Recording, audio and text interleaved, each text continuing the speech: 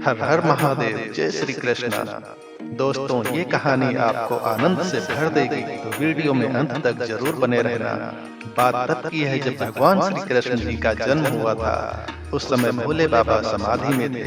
जब वह समाधि से जागृत हुए तो उन्हें मालूम हुआ कि भगवान श्री कृष्ण ब्रज में बाल रूप में प्रकट हो चुके हैं। इससे भोले बाबा ने बाल कृष्ण के दर्शन का विचार किया और भगवान शिव जी जोगी का स्वांग सजाकर अपने दो गण श्रृंगी व भृंगी को भी अपना शिष्य बनाकर चल दिए बाल कृष्ण के दर्शन करने के लिए।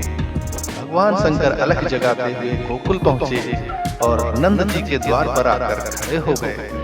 तभी नंद भवन से एक दासी जोगी के रूप में आए शिव जी के पास आई और कहने लगी, यशोदा जी ने ये भिक्षा भेजी है, इसे स्वीकार करें और लाला को आशीर्वाद दें। शिव जी बोले, मैं भिक्षा नहीं लूंगा। गोकुल में यशोदा जी के घर बालक का जन्म हुआ है, मैं तो उनके दर्शन के लिए आया हूँ, मुझे लाला का दर्शन करना है। दासी भीतर जाकर यशोदा माता को सब बात बताती है। यशोदा जी को यह सुनकर बड़ा आश्चर्य हुआ। उन्होंने बाहर झांककर देखा तो क्या पाया, एक साधु खड़े हुए हैं जिन्होंने बागंबर पहना है, गले में सर्प है, भव्य जटा है, हाथ में त्रिशूल है। यशोदा माता ने साधु जी को प्रणाम करते हुए कहा, हे साधु, मैं लाला को बाहर नहीं लाऊंगी। आपके गले में सर्प है, जिसे देखकर मेरा लाला तो डर जाएगा। शिव जी बोले, हे माता, तेरा लाल तो काल का काल है, ब्रह्म का ब्रह्म है, वह किसी से कैसे डर सकता है, उसे किसी की भी कुछ दृष्टि नहीं लग सकती, और वह तो मुझे पहचानता भी है, वह मुझे देखकर प्रसन्न होगा।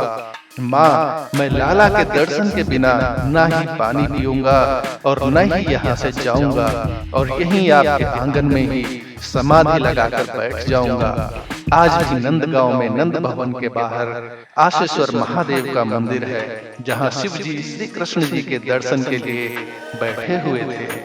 शिव जी ध्यान करते हुए तन्मय हुए, तब बाल कृष्ण लाला उनके हृदय में पधारे और बाल कृष्ण ने अपनी लीला करना शुरू कर दिया।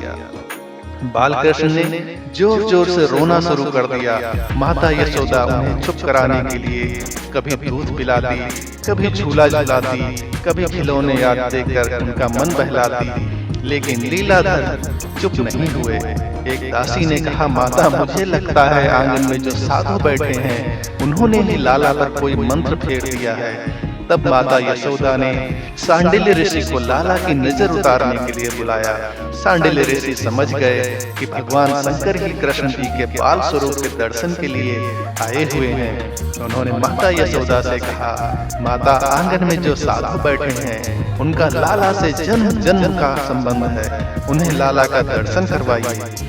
तब माता यशोदा ने लाला का सुंदर श्रृंगार कर बाल कृष्ण को पीतांबर पहनाकर, गले में बाघ के स्वर्ण जड़ित नाखून को पहनाकर, फिर माता यशोदा ने शिव जी को अंदर बुलाया। नंदगांव में नंद भवन के अंदर आज भी नंदीश्वर महादेव हैं। श्री कृष्ण का बाल स्वरूप अति दिव्य है। श्री कृष्ण और शिव जी की जब आंखें मिली तब शिव जी अति आनंदित हो उठे। शिव जी की दृष्टि पड़ी तब लाला भी हंसने लगे। यह देख माता यशोदा को बड़ा आश्चर्य हुआ कि अभी तो लाला इतना रो रहा था, अब कैसे हंसने लगा। माता ने शिव जी को प्रणाम किया और लाला को शिव जी की गोद में दे दिया। माता यशोदा ने शिव जी से लाला को नजर न लगने का मंत्र देने को भी कहा। जोगी रूप शिव जी ने लाला की नजर उतारी और बाल कृष्ण को गोद में लेकर नंद भवन के आंगन में नाचने लगे। पूरा नंदगांव शिवमय बन गया।